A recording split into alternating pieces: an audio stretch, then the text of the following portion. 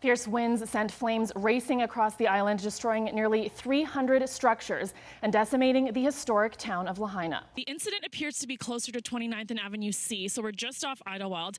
Police are asking people to avoid the area at the moment. They do have the street blocked off, as you can see behind me. You're suited up, ready to go. It's time to chase your Olympic dream. Yes, I'll be chasing it for a very long time, possibly my entire life. But I look the part. I'm in this super cool Canada speed skating outfit. We were just doing a little stretching, you know, warming up. Caitrin Hodson is in this morning with more. Caitrin? Jefferson House Speaker Anthony Rota issued a statement late yesterday afternoon after he invited a man from his riding to be honored in Parliament Friday. Good afternoon. The data of nearly 1.5 million Albertans has been compromised after a government service provider fell victim to a cyber attack. I can't tell you what it is. You're just going to have to tune in. Well, you know what, Caitrin? I see the Grinch there behind you. I know he's your kindred spirit because you also hate Christmas.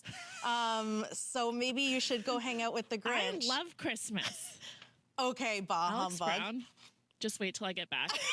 And the shocking incident happened near the cell phone lot at the airport. We've obtained video of the violence, and just a warning, some may find the content disturbing. Caitrin Hodson joins us here in studio with what we might expect. Good morning. Good morning. That's right. Well, of course, the big topic of discussion this year has been speculation of a surplus and just how large that surplus might be. My favorite is when you guys go matchy-matchy. Yeah, so that's not intentional. hoping that we can get Alex that sorted copies me a out here. lot. Caitrin She doesn't wears realize the what I'm clothes wearing. that I pick. I get dressed first. She's like, Caitrin wore that, so it must be nice. Caitrin hates Christmas. One Saskatoon woman from Ukraine is feeling that stress and concern. As Caitrin Hodson reports, her family is coping with the uncertainty of what happens next. When Maria Campbell's parents traveled to Saskatoon from Ukraine 1 week ago, they arrived with the hope that their trip would be short, that the situation at home would not escalate, that they would soon return. Today, that hope is gone, replaced by devastation and disbelief. They came to Canada last week, hoping that this situation will de-escalate and hoping they'll go back home in a month or so. And today, they don't know if they still have a home in Ukraine. And while Maria was able to get her parents out of Ukraine, much of her family remains, including her grandparents, cousins, aunts, and uncles. When it became clear Russia was invading, they all traveled to gather and shelter at her grandmother's small-town home. Just feeling that it's probably more safe to stay in a smaller town.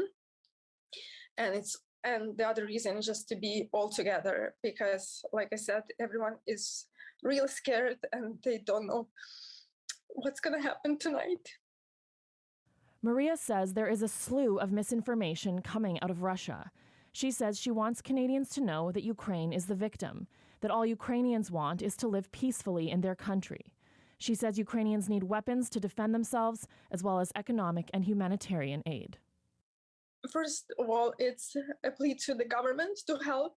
And second of all, just regular Canadians, if you are able to donate to humanitarian aid, please do so. Every dollar counts and it'll go a long way.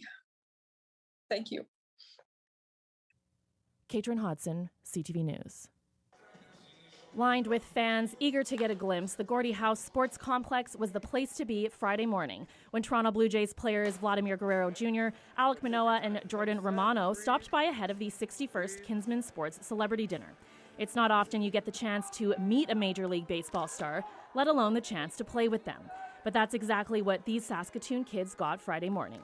A once-in-a-lifetime chance to practice their swing with the one and only Vladdy, or to refine their pitch with pitchers Jordan Romano and Alek Manoah. And these events aren't just a highlight for the kids, but for the players too.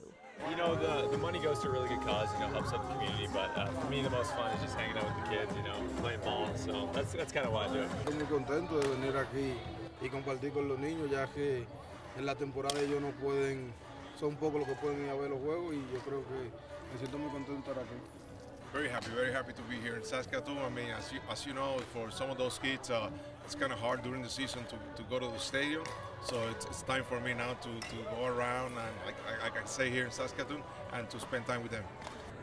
You know, being able to, you know, help the kids, you know, with some pitching, hitting, whatever it is, and you know, kind of just be an inspiration for them. You know, I don't think this is, you know, the biggest town in Canada or anything like that. So to be able to, you know, come here and kind of be a bright light in their day, I think is probably the best part.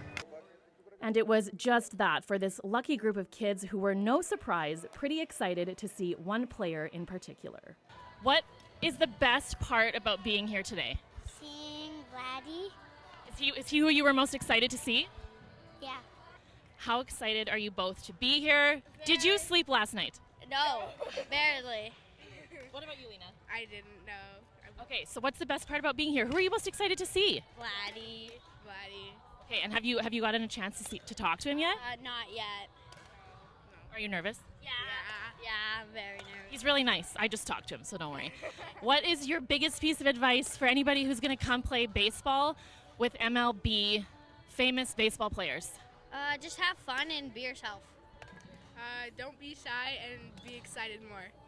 People often say, don't meet your heroes. But for these kids, I think they would say the exact opposite. Caitrin Hodson, CTV News.